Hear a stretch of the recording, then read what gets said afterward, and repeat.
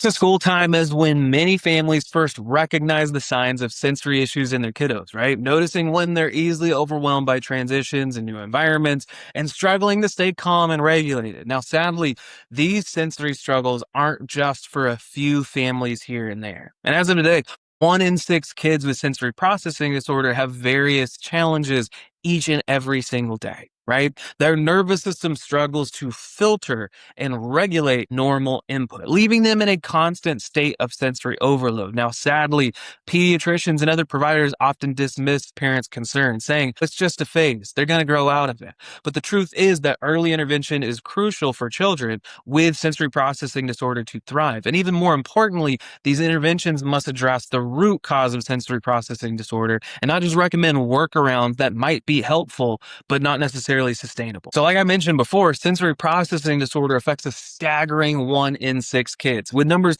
continually rising, right? Despite this prevalence, sensory processing disorder is frequently overlooked and misunderstood by healthcare providers. While sensory processing disorder often co-occurs with autism and ADHD and anxiety, they are distinct conditions. So children with sensory challenges may exhibit age-appropriate skills in some areas while struggling with pronounced sensory-based difficulties in others. So let's dive into it. Here are the most common signs of sensory processing disorder in our kids. Sometimes there's the oversensitivity to touch, like types of clothing or sounds or smells or lights, and trying new foods. Now, those things may lead with discomfort with certain textures, avoidance of being touched, or distress when clothes feel too tight or too itchy, as well as covering the ears in response to normal sounds, or fear of loud noises like a vacuum cleaner or a blender or alarms, right? There can be sensory seeking input, like constantly touching objects, seeking strong tactile sensations, or engaging in rough play and jumping and bouncing and crashing.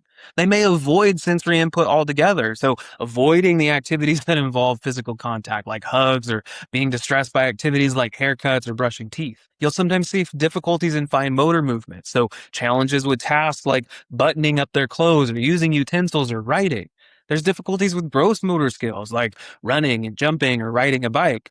There's some balance and coordination issues like frequent tripping and falling or appearing clumsy.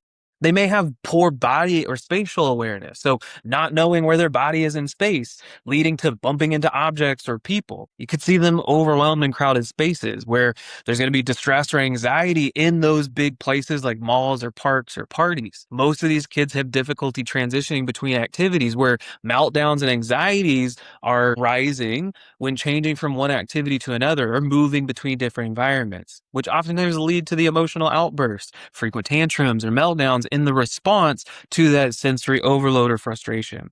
And the majority of these kids have difficulty self-calming, so struggling to soothe themselves when they're upset and often needing external help to calm down. Now, you may also see hyperactivity or inactivity, so being excessively active or lethargic depending on the sensory input that you're seeking or avoiding. But most of the time, what we see with these kids is that there's difficulty with sleeping and poor attention span. So there's difficulty focusing on tasks because they're easily distracted by sensory stimulus. Some of these kids have repetitive behaviors, like engaging in repetitive motions or actions as a way to self-soothe or manage that sensory input. So what's really going on within the nervous system in sensory processing disorder? So sensory processing is a 3-part neurological process. First, the sensory input has to come in through the sensory nerves and the sensory aspect of the spinal cord, reading the information from the internal, or like the body, and the external environment. Second, the brain and the nervous system must process or interpret that sensory information and determine what is important to pay attention to and react to,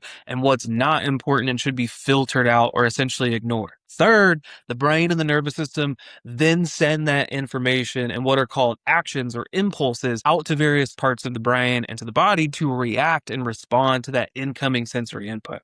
And when the sensory nerve pathways into the brain and the nervous system are altered and interfered with, the brain and the nervous system then receive bad information, right? And in turn, that leads to poor decision making or poor interpretation. And finally, a bad or inappropriate action and output as a result of this bad information and improper processing or interpretation of the sensory information. But the biggest take home point here is that it's a neurosensory communication and connection problem that's called or connected to subluxation or a dysregulated nervous system. Because once we understand subluxation or stress stuck on and a nervous nervous system that's dysregulated, parents can truly understand what the root cause of sensory processing disorder is. So why are sensory issues and stress and subluxation so hard to find and make sense of? First off, traditional pediatricians and medical doctors do not have a good understanding of sensory processing disorder and neurosensory function as a whole. Secondly, there's no traditional medical testing or even movement-based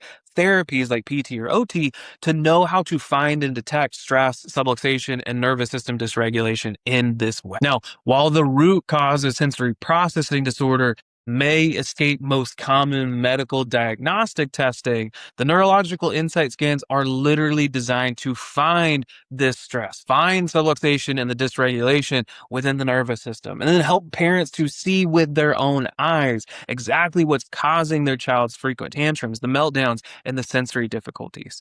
So if you feel as if you've already done months, or sometimes what I see with kids, years of OT, and made all sorts of sensory workarounds as part of your normal everyday life, and you just want things to be easier and less modified for your child, for your family, you need to learn more about how exactly neurologically focused chiropractic care works. Now, this specialized form of chiropractic care is what we provide here at Haven Family Chiropractic, and it can do so much for kids that are struggling with sensory issues. So helping your child and your whole family get back to an easier, calmer, and more consistent quality of life through chiropractic care. So to learn more or to schedule an appointment, simply visit the link within our bio. Leave us a comment or send our office a DM to get connected to one of our care advocates right away.